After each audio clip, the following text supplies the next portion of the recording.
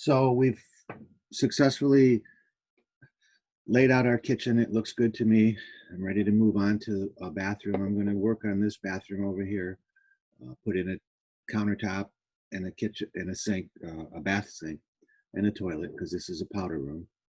And I also, when my guests come into here, um, they'll come through here, and I want this will be a closet area, and then this will be the entrance into the bathroom. And one thing that I try to do as much as possible is never have a direct entrance or exit from the bathroom into any kind of a space. I like what I call public space. I want it to be a transition first, so you don't walk right out of the powder room into the house. You walk through a transitional space. And here I want to put that closet. Cancel that. I'm going to just use create similar and put a wall across here. I know the interior dimension of the wall. I want it to be 2 feet, so I'm going to dimension it from here to here, and then change that dimension. It's not a stacked wall, so I don't have to activate the dimension, and I'll just change that to 2 feet. And that tells me that how much room I have left here to put in a door. So let's go over to door, and I want a 36 by 84 door. I want it to swing into the room, but I want it to swing the opposite way, and I'll just simply click this little button, and now it swings the other way. I want it to be centered on this opening, so I'll use my equal button. And now the returns on both sides are equal. So I'll go over and just delete that. That's a constraint. So Revit's going to ask me if I want to unconstrain it, and I'll say yes. And so now my door, so I know what's happening. Come in the front door, come over here for the closet, come over here for the powder room. And so I need to put in a countertop. So let's do that first of all. It's a component, model in place.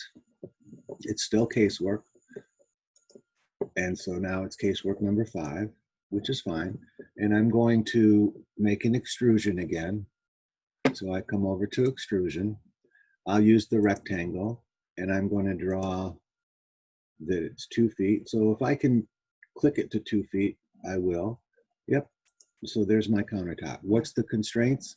It's 3 feet high. Sometimes the countertops in powder rooms and bathrooms are a little bit lower, but I'm going to leave it at 3 feet.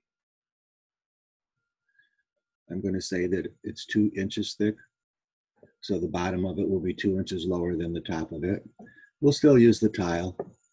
And I'll say, okay, let's see what happens. So there we go. There's my countertop. Now I want to put in a toilet. So back to insert, load a family, because I don't think we have a toilet loaded into here. I'll go over to the Imperial Library, and I think that'll be in plumbing. So let's go over to plumbing, architectural plumbing, equipment or fixtures. Well, let's go to fixtures, and I'm looking for water closets. And this guy looks pretty good. He's a 3D water closet. I'll say okay to that, open it up, and it's not attached to my mouse, so I'll have to go over and finish accepting the countertop. So I'll have to go over to component. That's what I want, and I will rotate it until its orientation is correct and put it right there. Now, I might want to center that as well. So from the countertop to the center of the toilet to the wall, I might want it to be equal. So I'll hit the equal button. Now it's absolutely centered. I can delete this dimension, and remember it's a constraint. So Revit's always going to ask me if I want to unconstrain it, which is true. Now I have my countertop and my toilet in here, and that's what it's going to look like. Some people would say, well, it's not good, and I'm one of them, say it's not really great to walk in and see the toilet. So what I might want to do is make this countertop a little bit less, and then let's flip this toilet. Let's move him out of here. Let's flip him around. All right, so I'll just have to rotate it 90 degrees and bring him down here. This might be a better place for him to be. So let's pay attention now to my distance here. What's the distance? I think 30 inches is the minimum. 3 feet is more desired. So if I click on that and change this to 3 feet, let's see what happens. So it did. Now I have 3 feet between there, which is fine. But you notice what it did to the countertop. So now I have to drag that countertop back over because it just moved the extrusion to satisfy that instead of leaving this attached here. So that's fine. And then I'll put that toilet in the center again. And I'm looking for my equal. I only have one dimension. So I'll just take that out of there and put another dimension back in. I want to go from here to here to here. And there's my equal way up here this time. Okay. And then I delete the, whoops, I don't want to delete the toilet. I want to delete the dimensions. I have to unconstrain it. And there we go. Now it's time to put in a sink in the countertop. So I don't think I have one loaded yet. So back to insert, load a family. Let's go up one, and we're looking for sinks. And this is the sink that I like. I'm going to say okay. And it's already loaded into my project, but I just overwrote it. So we'll come over here, component, and I'm looking for my sink. Let's see if we can find that sink here anywhere. There it is, vanity sink. I want the faucet up against the wall, and it looks pretty good.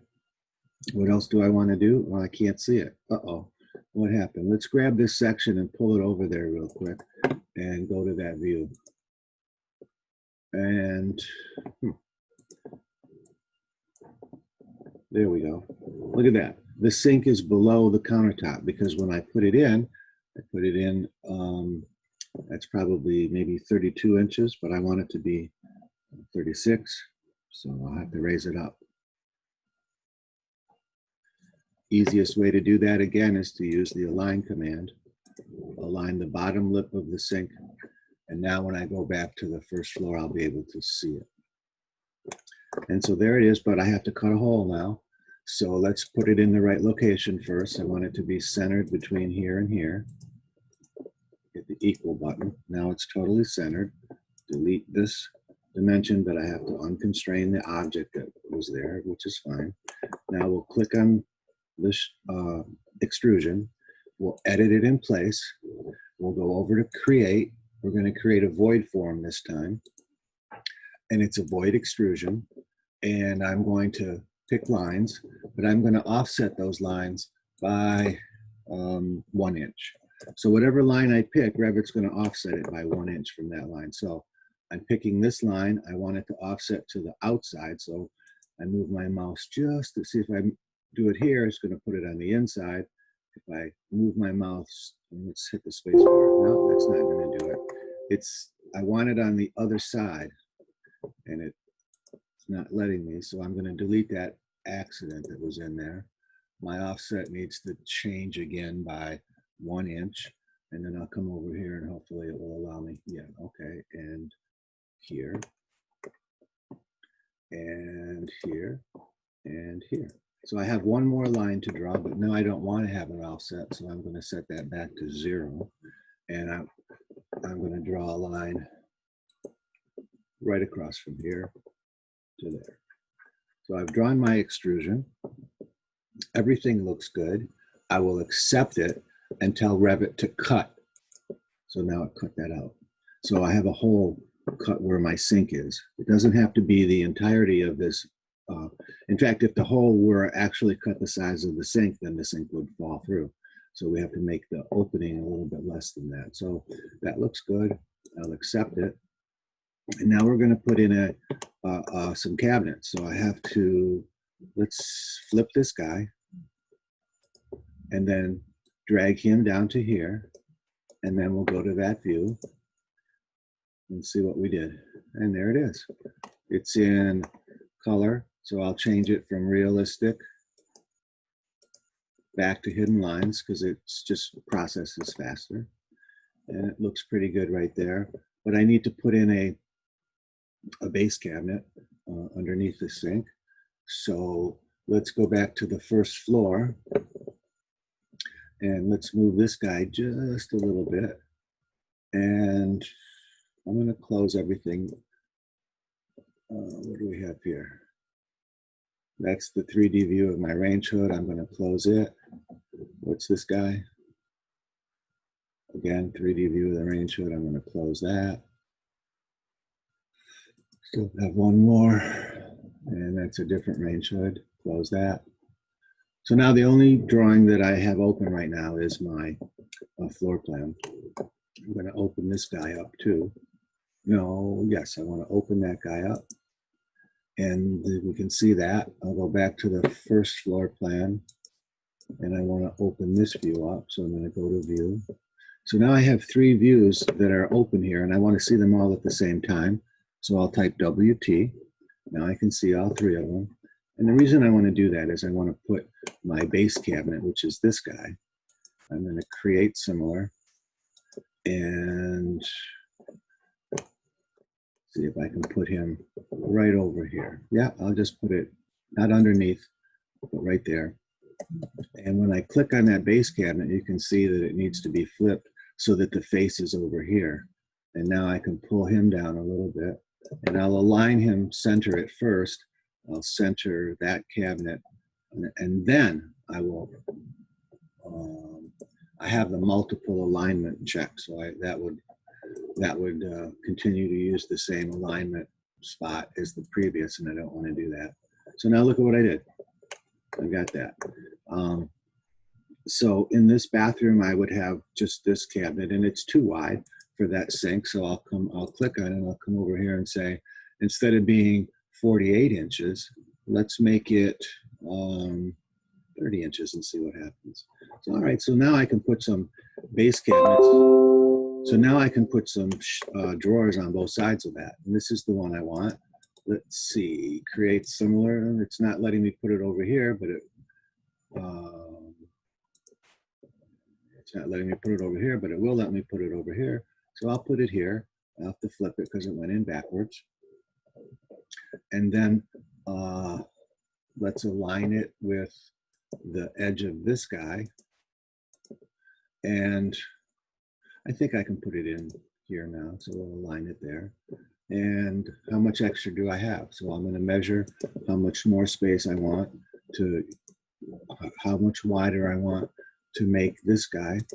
From here to here, another 4 inches. So I'm going to click on this guy and come over here and say, instead of 12 inches, I want it to be 4 more inches. Well, really, they come in 3-inch increments. So if I make it 15 inches, that will probably be correct. And then let's see if I can align this guy and this guy.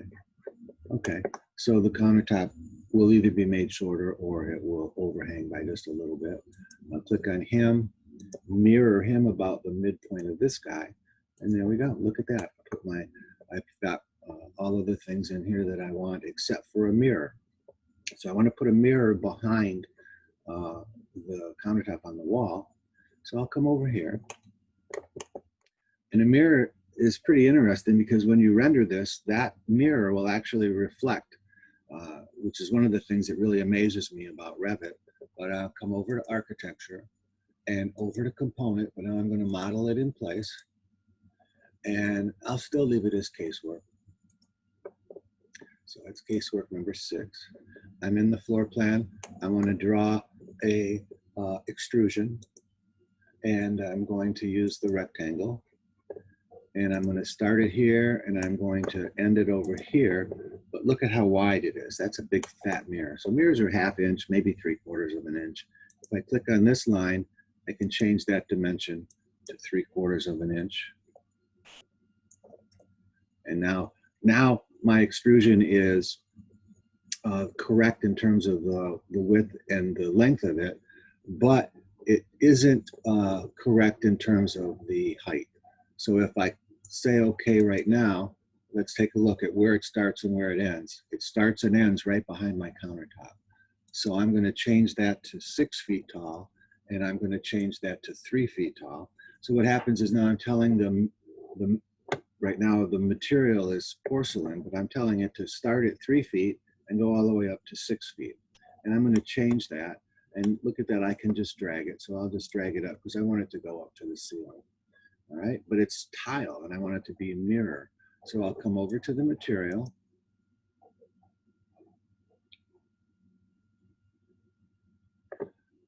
Search for mirror. It's there, double click on it. Now it changes the properties of that to the mirror and finish, and I'm done. Now, if I took a look at, you can see that, well, let's change it to realistic. You're not going to see the mirror capabilities of it in this view. When you render it, the mirror will reflect. So very quickly, I've put in my base cabinets and my under sink cabinet. Remember, we have to have a special cabinet there because the sink projects down into the cabinet space, but it doesn't happen here and here. And you can see that there are different materials, and we'll do a different tutorial to show how to start editing families because we need to change the material. If I click on that, it's not giving me an ability to change it. Let's see if it does here. Sure enough, cabinet material. So I can change that right here. Not all cabinets are going to have this, but I'm going to say cherry. Let's see what we have. I made my own cherry. I call it new. Say okay.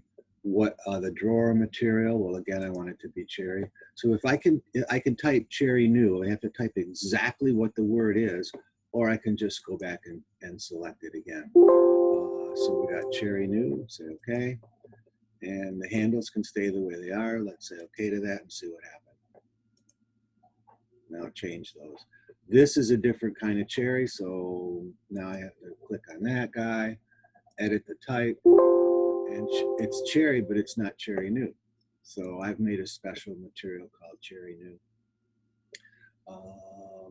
Cherry new, okay, and then cherry new. Okay, okay, okay, and now all the materials match. And you notice that in the kitchen, we need to do something similar to that as well. So there's a little gap here that, like I said, the cabinet maker would just put a flat piece of wood here that matches this material. It's called a filler. And I think here that we would either reduce the countertop or just let it overhang like that. And so now take a look at our bathroom. Looks pretty good to me. Let's stop it right here.